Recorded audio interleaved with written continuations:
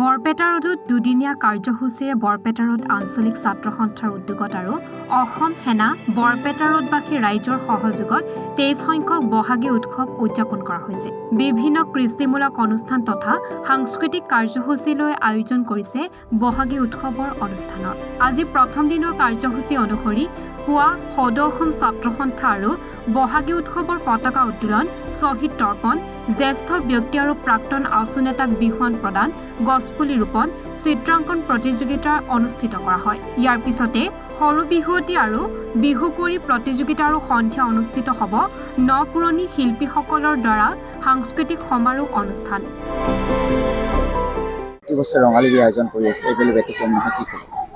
হয়, এইবাৰ বৰপেটা ৰোড আঞ্চলিক ছাত্ৰ সন্থা আৰু অসম সেনাৰ সহযোগত তথা বৰপেটা ৰোডবাসী ৰাইজৰ সহযোগত আমি 7 আৰু 8 বহাগ অৰ্থাৎ আজি আৰু অহাকাইলৈ দুদিনীয়া বৰ্ণাঢ্য কাৰ্যসূচীৰে আমি বহাগী উৎসৱখন 23তম বহাগী উৎসৱখনেই আমি আয়োজন কৰিছোঁ। আৰু আজি প্ৰথম দিনৰ প্ৰথম কাৰ্যসূচী ইতিমধ্যে চলি আছে, খেল ধেমালি প্ৰতিযোগিতা, ভেকচন প্ৰতিযোগিতা এইবোৰ।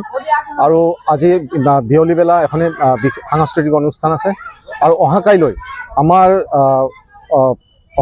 আমাৰ বিহুৰ অন্তিম দিন, আৰু সিদিনাখন অৰ্থাৎ অহাকালি আমাৰ বিহুৰ এই মঞ্চ শুৱনি কৰিবলৈ আহি আছে অসমৰ এগৰাকী প্ৰভাৱশালী তথা অসমৰ এগৰাকী স্বনামধন্য শিল্পী মানস ৰবীন, আৰু লগতে বিপুল চেতিয়া ফুকনৰ গীতৰ সৰাই লগতে তেওঁলোকৰ সংগীতবৃন্দ থাকিব আৰু বিহুৱা দল, হুঁচৰি দল থাকিব। তো আমি আশা কৰোঁ যে অহাকাইলৈৰ যিটো অনুষ্ঠান তথা এই দুদিনীয়া অনুষ্ঠানত আমি ৰাইজৰ সহায় সহযোগ পাম। আৰু যিহেতুকে 23 সংখ্যক আমাৰ বহাগী উৎসৱখন আমি ইয়াতে আকৌ এতিয়া আমি সংযোজন কৰিছোঁ, আৰু এইটো বস্তু প্ৰতিবাৰে থাকে।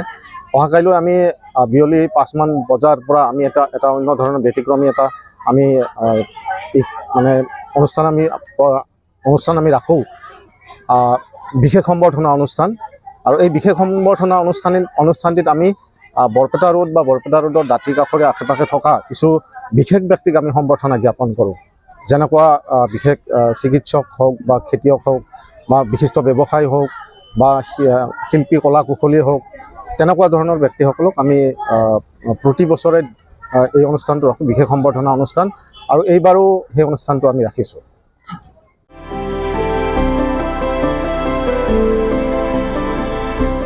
বৰপেটা ৰোডৰ পৰা কৌশিক দাসৰ ৰিপৰ্ট, এনি ভাৰত 24।